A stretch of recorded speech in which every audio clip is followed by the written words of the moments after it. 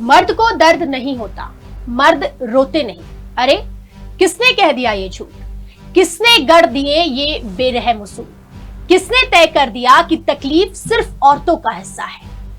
पति मार खाए तो मजाक, पत्नी रो दे तो अत्याचार। बीवी के हर आंसू पर कानून खड़ा हो जाता है, मगर जब पति का गला घोट दिया जाता है तो सिस्टम, मीडिया और फेमिनिस्ट गैंग अंधी बहरी हो जाती है। पति की लंबी आयु के लिए मांग तो भर ली जाती है, पर उसी पति की जान भी ले ली जाती है। आज बात करेंगे समाज के उस अनछुए सच की, जहां मर्द को भगवान तो बना दिया जाता है, मगर जिंदगी जी लेने का हक छीन लिया जाता है। ज्यादा पुरानी बात ही क्या करना, अभी कुछ घंटे पुरानी बात ही करते हैं।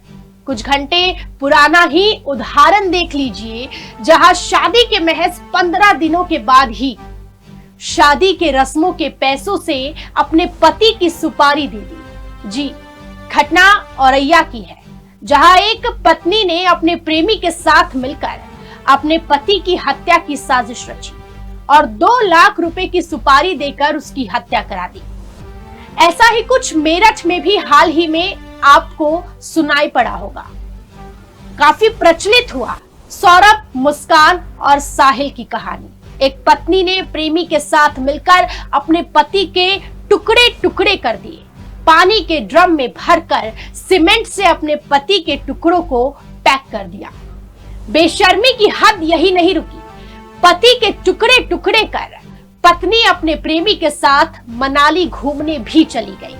ऐसे तमाम कृत्य बड़े ही आसानी से हमें देखने को, पढ़ने को और सुनने को मिल जाएंगे, जो दिल को झकझोर कर रख देते हैं। समाज का एक अनछुआ सच ये भी है कि हर साल हजारों मर्द झूठे इल्जाम में फंसते हैं, अपनी जान दे देते हैं, मगर इस सड़े हुए समाज की नींद नहीं टूटती, क्योंकि कहा जाता है कि महिला तब तक दोषी नहीं जब तक गुनहगार साबित ना हो, और पुरुष तब तक गुनहगार जब तक वो निर्दोष साबित नहीं हो जाता।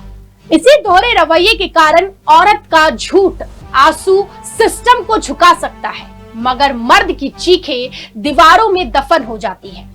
बात चाहे दहेज प्रथा कानून के दुरुपयोग की हो, या फिर घरेलू हिंसा का कानून, या फिर गुजारा भत्ता कानून के दुरुपयोग की हो, ऐसा लगता है कि एक तरफा लूट, जहां मर्द बस एटीएम बना दिया जाता है।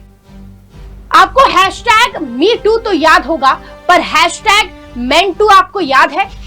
याद तो छोड़िए, क्या आपने कभी मेंटू के बारे में सुना है? नहीं याद है ना? बताते हैं।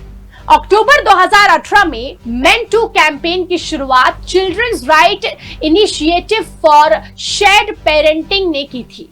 इस अभियान की शुरुआत करते हुए 15 लोगों की एक समूह ने पुरुषों के से कहा था कि वे महिलाओं के हाथों अपने यौन शोषण के बारे में खुलकर बात करें।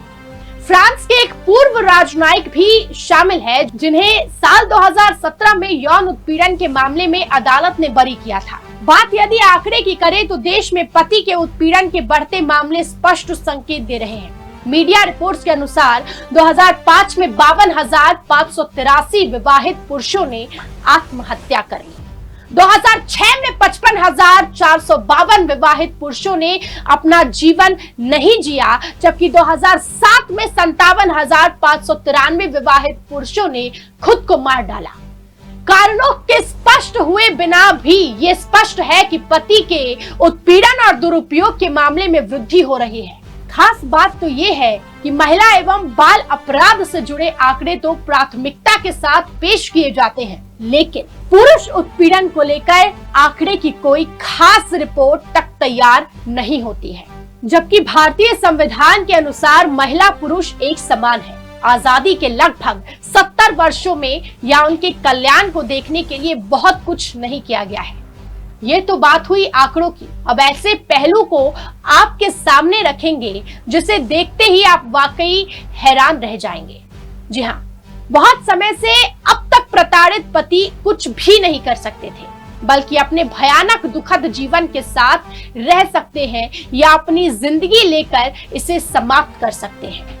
पीड़ित पुरुषों को न्याय और सहारा दिलाने के लिए कई एनजीओ पीड़ित पुरुष हेल्पलाइन भी चला रही है। खबर की परख नली में जब हमने देखा तो AIMWA एक स्व सहायता समूह मिला। ये समूह जो सभी संभावित तरीकों से सहायता, सलाह और परेशान पतियों की मदद करता है। प्रत्येक राज्य में 24x7 हेल्पलाइन के द्वारा किसी को भी कॉल और सहायता प्रदान करता है। जब अपनी खबर वाली परखनली को थोड़ा सा गर्म किया तो वो हमें भोपाल की दहलीज पर ले गई, जहां सेफ इंडियन फैमिली ने भोपाल अगेंस्ट इनजस्टिस नाम से अपनी एक ब्रांच शुरू की है। ये ब्रांच 20 जुलाई 2014 से काम कर रही है। इतना ही नहीं, एनजीओ का अपना एंड्रॉइड मोबाइल एप्लीकेशन SIF1 भी है। इनके हेल्पलाइन पर लगभग आधा सैकड़ा कॉल रोज प्रताड़ित पुरुषों की आती है।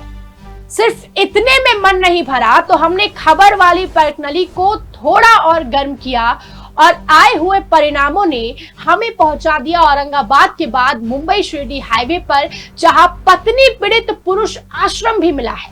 साल 2016 में नवंबर में शुरू हुए इस आश्रम में पत्नियों से प्रताड़ित पतियों के लिए एक अनोखा आश्रम है, जहां पतियों को आश्रय और कानूनी सहायता भी मिलती है। इस आश्रम को भारत फुलारे ने स्थापित किया था, जो खुद भी पत्नी से पीड़ित थे। अब तो आप समझ ही गए होंगे, तो क्या मर्द के हिस्से में सिर्फ दर्द ही होना चाहिए, जिनके लिए कोई ठोस कानून तक नहीं, या फिर यही सुनकर खुश है कि मर्द को दर्द नहीं होता? बात समानता की होती है। जब महिला आयोग है तो पुरुष आयोग क्यों नहीं? या फिर ये कहना उचित है कि देश में जानवरों के लिए भी शेल्टर होम है, मगर पत्नी पीड़ित मर्दों के लिए सिर्फ शमशान घाट ही बचा है। आप क्या सोचते हैं? कमेंट करके बताइए, क्योंकि अब वक्त आ गया है कि झूठी धारणाएं तोड़ी जाए। मर्द को दर्द नहीं होता, इस जहरीले जुमले को मिटाने का समय अब आ गया है।